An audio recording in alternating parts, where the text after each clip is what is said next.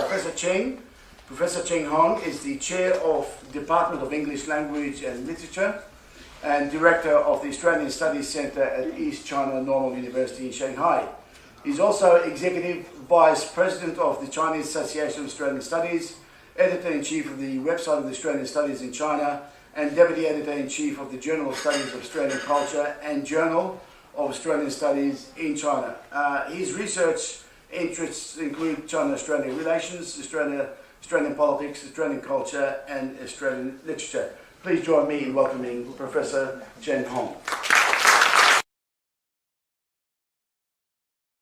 Okay, thank you very much, Shake, for your very kind introduction. And it is always indeed a privilege for me to be here in the Parliament of New South Wales to talk about China-Australia relations and also today actually on China's diplomacy in the new era. So my previous two fellow speakers actually talk about China's miracle of economic takeoff, economic miracles. But actually I need to draw your attention to the fact that in 2016, China's gross national income per capita was $8,260, making it to be ranking at number 93 in the World Bank's list of GNI per capita of 216 countries and regions. There are still 30 million people stricken with poverty in China. So China is still facing an enormous task of poverty lifting and alleviation. In other words, China is not ready to be overestimated, to be labeled as a superpower. China is still the biggest developing country in the world, facing a long journey towards modernization and development. On the other hand, of course, China's reform and opening and modernizing endeavors have achieved significant and impressive accomplishments. China is now the second largest economy in the world. Between 2013 and 2016, China's contribution to the world's economic growth by average was 30%, overtaking the total of the contributions made by the United States, the Eurozone countries, and also Japan, ranking number 1 in the world. China is emerging with characters of a global major country, or in other words, global power. The growth of China's comprehensive capacity has ushered in waves of change in the styles of China's diplomacy. From previous preoccupation in its domestic affairs and internal development, China has become increasingly concerned with global governance and reforms of the world order.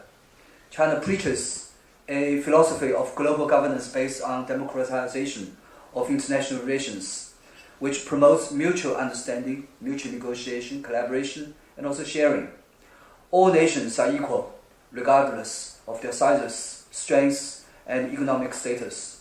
China is a strong supporter of the United Nations and its subsidiary organizations, and has been active in peacekeeping operations internationally.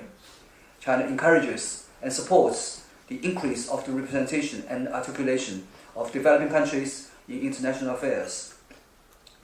The diplomacy of China in the new era is branded now as a major country diplomacy with Chinese characteristics. The name clearly identifies China as a major country in the world, also known as big country or big power, but it features unique specifications and parameters differentiating from other powers such as the United States, the EU, and other countries. In fact, since 1949, for 69 years, China's diplomacy has undergone changes in 3 distinctive stages in terms of international governance. After, as we know, in 1949, when the People's Republic of China was established, the world order was casted in the mode of the Cold War. China had existential threats from the West, mainly from the United States. It was also ostracized from the international governance system, namely, in particular, the United Nations, dominated by the West. Security and sovereignty concerns were paramount, and diplomacy was featured with confrontation and resistance. With the restoration of China's seat in the United Nations in 1971, with the outset of the reform and opening policies in 1978, and with accession to the World Trade Organization in 2001, China has been step by step joining and merging into the world governance system.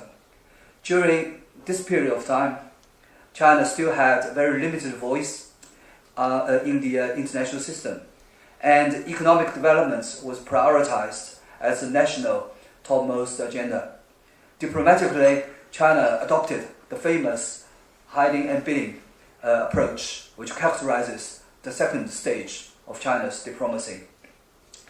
With the outbreak, as we know, of the global financial crisis in 2008, China played a positively important role on the world stage. China has been expected to be more active and contributive in international affairs. After November 2012, China's new leadership has been adaptive to the new challenges and changes. A series of progressive and innovative steps and measures have been pushed forward, such as the Belt and Road Initiative, in particular during the first summit meeting of the Belt and Road International Cooperation, and also the BRICS Summit in Xiamen, the annual APEC economic leaders meetings, organization meetings in Qing, and also the recent Shanghai Cooperation Organization Summit meeting in Qingdao, the G20 Summit in Hangzhou, are all examples of China's active involvement and initiation in international issues and activities. China is more actively involved in global governance, advocating the community for the humanity with a shared future, which has elevated China's positive image and impact in the world, hence the new era of China's diplomacy. In the new circumstances, both domestically and also internationally, China is fully committed to the making of a new model of international relations, the community for the humanity with a shared future, and a network of global partnerships, a framework of big power relationship endeavors to build up a world featured with overall stability and balanced development.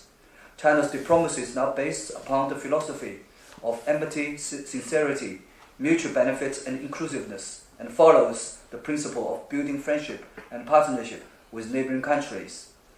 A particular stress is laid upon improving, maintaining, and deepening good and positive relationships with neighboring countries. Relations with developing countries are based on justice, mutual benefit, friendship, and sincerity. A new thinking and approach of diplomacy with Chinese characteristics have been adopted, marked with attributes of extensiveness, sophistication, and also multi-dimensionality. The world today is becoming increasingly uncertain, unpredictable, and changeable. China is indeed faced with a difficult situation to maintain a benign and constructive external environment, promoting China's positive impact and contribution to the world. China's new diplomacy is not unplanned, unstructured, not a spur of the moment. New ideas and philosophies lay foundation for the proactive actions. Foreign Minister Wang Yi said on different occasions that in China's understanding, justice and interests should be made compatible. We will give priority to justice and refrain from seeking interests at the expense of justice. So security should be regarded comprehensively, and development need to be carried out with overall consideration. China now campaigns to go global and think global in its diplomacy, and the Belt and Road Initiative is the exemplar. Various challenges and adversity have transpired for China. As we know, China assumes a defensive principle in making national defense policies. China won't sacrifice the interests of other countries in order to develop itself, but it will not hesitate to uphold, preserve, and defend its own interest. The new era creates new opportunities, great opportunities. China strives to build up and protect a peaceful international environment, which is beneficial and in fact crucially important for China's own development and also to the world. As a major country of responsibility and accountability, China makes its contributions to the world with its footprints in global governance and diplomacy. China's new thinkings and practice of diplomacy are active, adaptive, positive, and endeavoring. A healthy and stable framework of big power relationship has been established. Friendly and mutually beneficial relationship with neighboring countries is being maintained and promoted.